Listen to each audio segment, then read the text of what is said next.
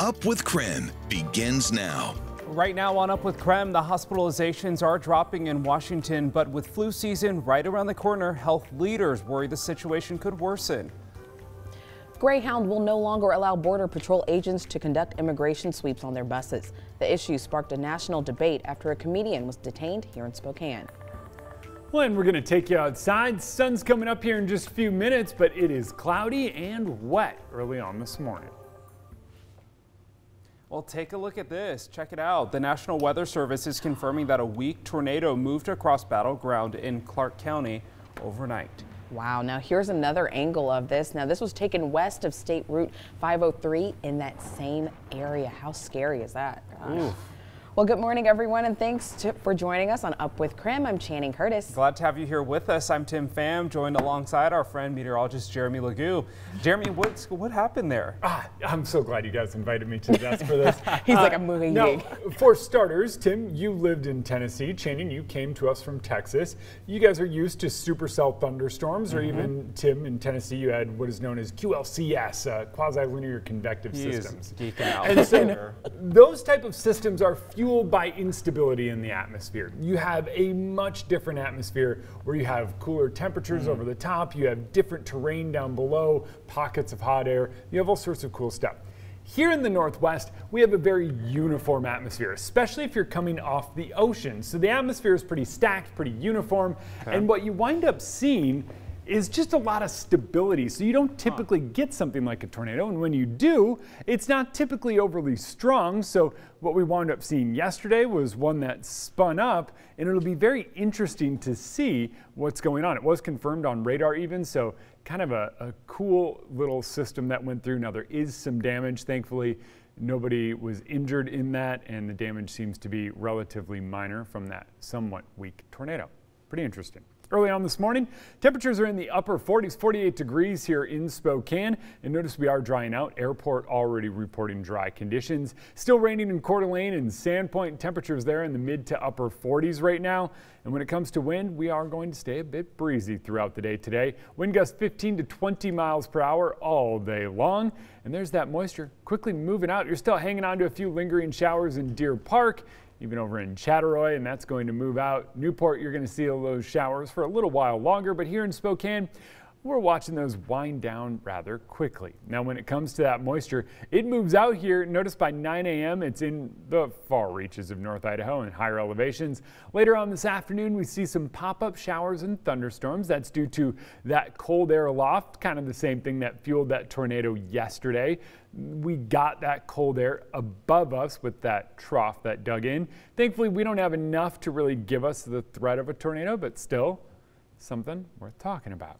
Later on this afternoon, scattered showers, maybe a couple rumbles of thunder because of that conditional instability in the atmosphere.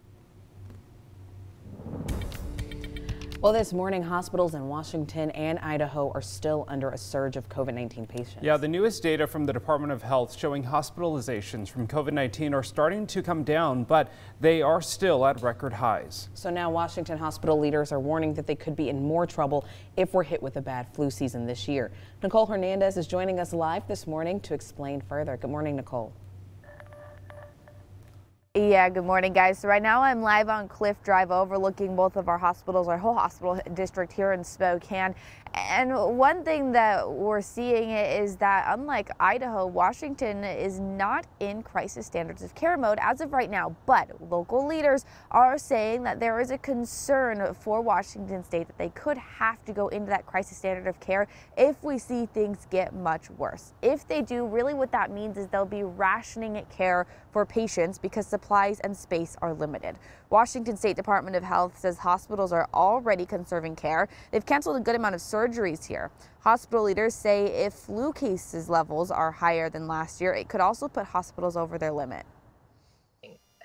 I feel better right this minute that the hospitalizations are starting to go down. However, in late June, early July, we would not have predicted we were going to get the worst. We were going to be in the worst shape ever as we are now. Now, hospitals are also struggling to find enough doses of monoclonal antibodies because of high demand for the drugs in other states. Doctors say it is an effective treatment for COVID patients, but not nearly as effective as the vaccine. The COVID vaccine, as local health experts and national health experts say, is still the most effective way to prevent infection of COVID-19. Live in Spokane, I'm Nicole Hernandez. An update now to one of the biggest stories we've been following this week. Investigators ruled out speed as a factor in the deadly Amtrak derailment. Now, the train was going just under the speed limit at about 75 miles an hour when it went off the track along a gradual curve. 3 people were killed and several others injured. Now, right now, they still don't know what caused the train to derail. The National Transportation Safety Board is reviewing the locomotive's black box and video leading up to the crash. And we have experts that are studying the camera footage frame by frame to make sure that we see exactly what the engineer saw or maybe didn't see. So according to investigators, another locomotive went over the same track a little more than an hour earlier. We're told the tracks were inspected just 2 days before. And this morning, we now know the names of the 3 victims who died in that Amtrak train derailment. 72-year-old Marjorie Varando and 74-year-old Donald Varando from Georgia, as well as 29-year-old Zach Snyder from Illinois. So Schneider was on a cross-country trip with his wife, headed to Portland, and his wife survived the crash. Now, she says he was a software engineer who was funny, kind, and compassionate. Nearly 160 people were on board the train traveling from Chicago to Seattle. 8 cars jumped the tracks near Joplin in the north central Montana area, leaving people stranded. Time for your morning rush. More news in less time. The Central Valley School District is apologizing for an inappropriate classroom assignment given out by one of their teachers. A parent told us that the teacher asked a group of freshmen to write about how they would murder someone and get away with it. We reached out to the district, and they say that the activity was not appropriate, nor was it approved. An apology letter was sent to the class on Friday. The city of Spokane just announced it will provide a year-round homeless shelter. The Guardians Foundation will run the shelter on Cannon Street. It will operate as a night-by-night drop-in and daily use shelter with wraparound services. Idaho Governor Brad Little is stopping by the Kootenai County Fairgrounds tomorrow. He'll have an AARP telephone town hall. Well, he'll be answering your questions. So if you're interested in asking a question, you can join by dialing the number there at the bottom of your screen at 11 a.m. The event will also be live streamed on AARP Idaho's Facebook page. He will then visit Heritage Health's Monoclonal Antibody Treatment Center on Wednesday. The governor is expected to arrive at the fairgrounds around 9:15 a.m.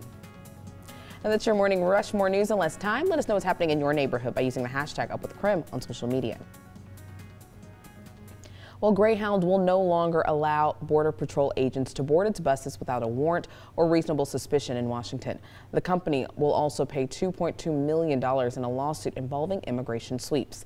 Tim Pham is here with us to explain how the lawsuit started. And Tim, exactly what does this mean moving forward?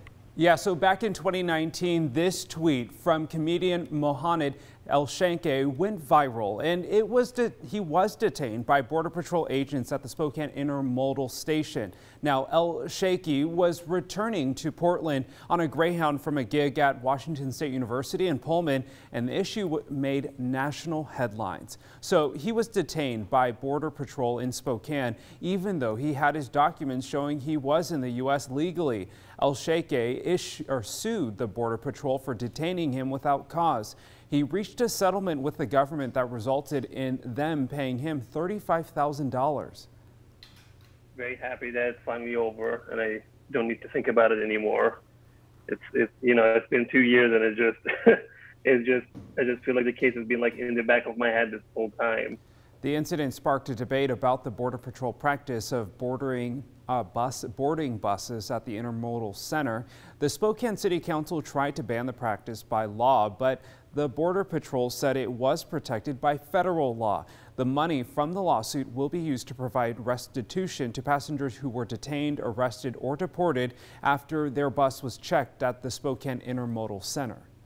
I mean, I wish they just stopped that earlier, and it didn't have to go into that and like being like, taken to court and all of that and having like to pay money, but that was their choice. So I'm very happy with it, and hopefully that will be something that happens like nationwide and not just in Washington.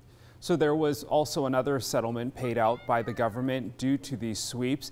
Andrews Sosa Sugara was also paid $35,000 after he was detained in 2017 and then transferred to a facility 90 minutes away for interrogation before being released several hours later.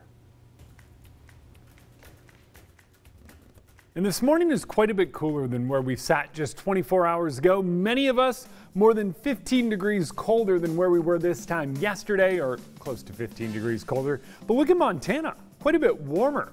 That's that front passing through. We're talking what that front means for our afternoon, coming up after the break.